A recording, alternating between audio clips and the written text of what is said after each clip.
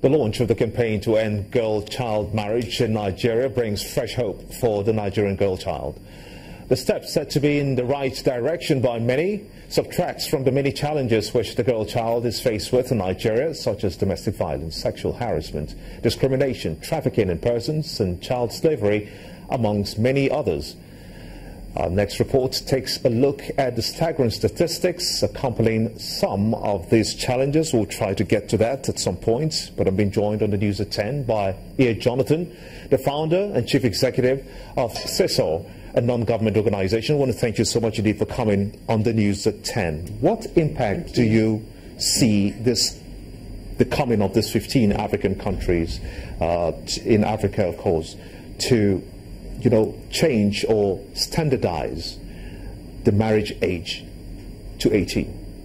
I think it makes a good, strong statement, which we've not had before. We've had different versions of the Child Rights Convention, which has been passed through different laws. You have the Child Rights Law in Nigeria, which now has to be ratified by different states. And there are debates. Some states have not signed that into law because of issues around that.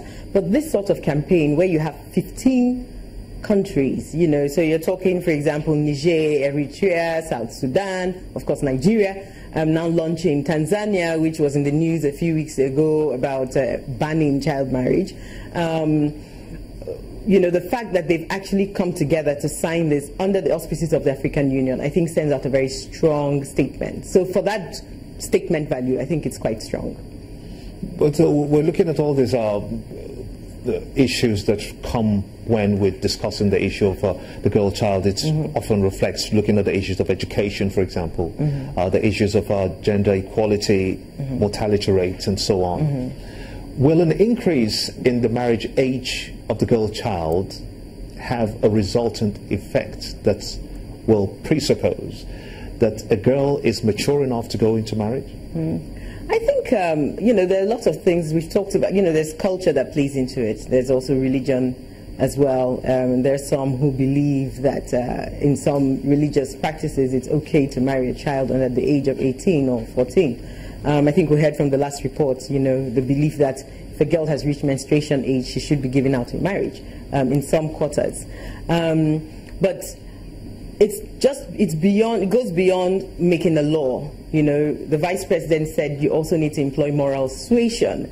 And I'm happy he said that. I really wish that President Buhari had been there to launch that, because one of the first people they should be talking to is the Emir of Katsina, who married a 14-year-old. And who said she consented to that marriage. It's been very clear, civil society organizations have said this. How can a 14-year-old be able to give consent of mind? We all know what we were like at the ages of 14, 13.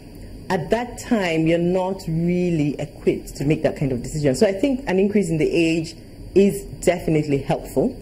It's necessary. The child is still developing. I mean, some of the issues that have been raised about the effects of early child marriage and why this campaign is so important. I mean, we have issues around VVF health issues, where children who give birth before they're fully developed, they develop all kinds of health issues that plague them through life.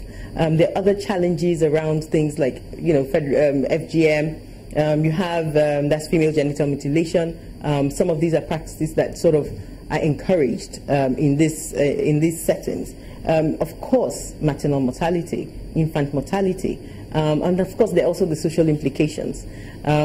We know for many years the northern regions where this has been most practiced has lagged behind developmentally, and studies show consistently that if a woman is educated and able to raise her children right, then she will be able to take care of her family, and the family can develop properly, and that affects society. In this case, how do you separate religion and customs and tradition, especially in the northern part of Africa, where Islam is by and large the main religion there? How do you separate religion from modernization, as the 15 African countries are planning to do?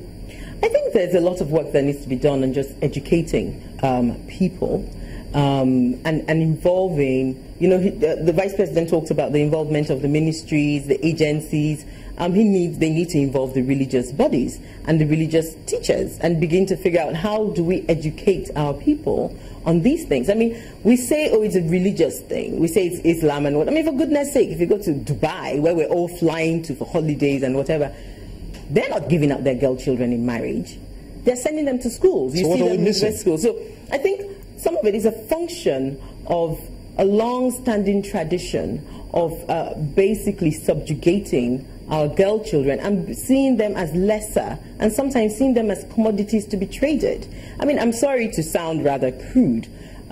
If you're a 14-year-old or a 10-year-old child, the concept of sex where someone is forcibly penetrating you, I can't even begin to imagine what that is like. You know, you're too small for that. Now, for the men who are doing this, a 65-year-old doing that to a 14-year-old, he's not thinking. If it was a boy having that sort of penetration happening to him at that age, how would he feel? So these are some of the things that we need to be putting out there, and those messages, and also showing people that doing this is better for our development. Now, the government in Nigeria, we heard the Vice President setting the time frame, the year 2030, to have this in place. Do you think the year 2030 is realistic? I'm sorry, I don't think so.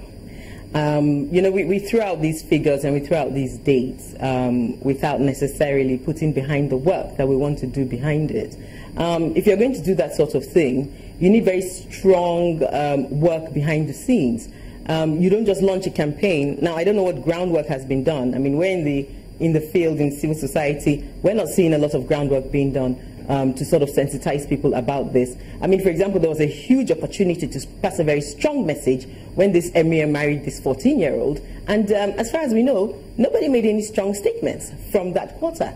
So how do you expect, if this is a ruler of people marrying a child and you're launching a campaign, if you're not addressing those issues, how do you think the people that he's leading will take an example from that? So while it sounds very good, and we're very happy that that pronouncement is being made, I think there's still a lot of work that needs to be done by the government, by the presidency. I think personally this is something all people should take on board, women especially. I would have thought personally, with all due respect, that the First Lady of the country, this is the sort of thing she should take on as a serious campaign, as well as the Vice President's wife and the Governor's wives.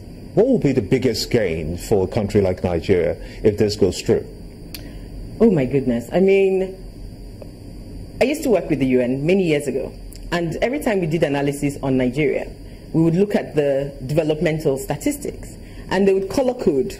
So they would have these color codes showing if it's red, they have the worst development statistics in terms of health, the infant mortality, maternal mortality, education, blah, blah, blah, crime, and all of that. Then if it was green, they were improving. You know, if they had a different shade of green, they were moving up. And the red was all across the north. Green was more prevalent down south. And that should tell us something. It should tell us that, you know, helping women to delay marriage to an extent, you know, not marrying off your children before they are 18 gives them an opportunity to educate themselves, to prepare themselves for life so they can give their own families and their children a better life. And that will lead to societal development. We see that, I'm very sorry to say that I think a lot of the terrorists that are terrorizing us now are children of other child brides who did not have the opportunities that a lot of children in other parts of Nigeria had. Well, thanks indeed. Thank you. Ian Johnson, founder and chief executive of CESOR, a non-government organization. And thanks indeed for talking to us on the News at 10.